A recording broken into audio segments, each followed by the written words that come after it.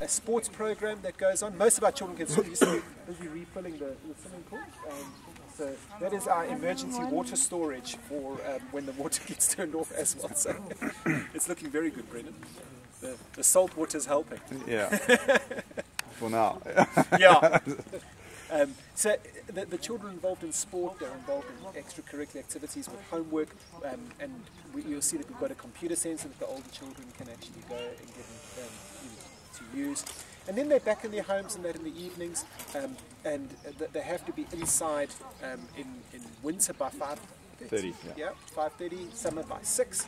And then they're part of the home routine. And the children are involved in everything that happens in that home as far as possible. As the children get older, we try and get them to be involved in the sort of washing of their clothes and that, because obviously this is a very privileged situation for these children. But compared to their peers at school, peers are no electricity, no running water, no indoor plumbing, nothing. It doesn't exist.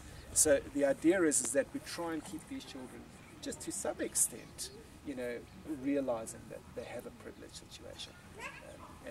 And then, as we were saying, as they get older, preparing them with specific life skills. So at the moment we have a house of older boys and older girls that have moved out of this village into what we call an exit village. And we have somebody who arrives with us in about a month or so who's going to take specific responsibility, because that's quite a new program. It's only been running since the end of last year. And what we've been doing with those children is they live far more in a sort of a digs environment. Does that make sense? Sort of commune kind of environment. They're all involved in cooking and cleaning. They get an allowance for their clothing and their spending. So they've got to learn to budget. They've got to learn to use a bank account.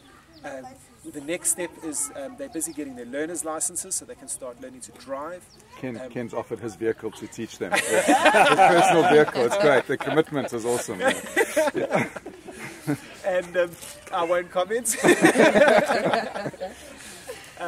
And from there, the goal is that when they leave us, even if they haven't completed their tertiary education, that they have some sort of skill, so that they're able to earn a form of an income. So, maybe they're able to go and work in a B&B or a restaurant and wait tables. Maybe they're able to work as a part-time electrician or a welder or a plumber while they're pursuing a sort of a tertiary qualification. But the idea is that when they leave here, that they would go into sort of a halfway home in the community that we would own, and that they would be able to stay in for a few months until they sort of get on their feet, and then from there on go into their own homes and be able to live. So we take responsibility for them. Our feeling is that until they're able to sustain themselves, they remain our responsibility. So hence you don't see the older children here. We've got 2 of those homes built. The third is just about finished. My construction manager says to me that it'll be done within the month. He was looking at you.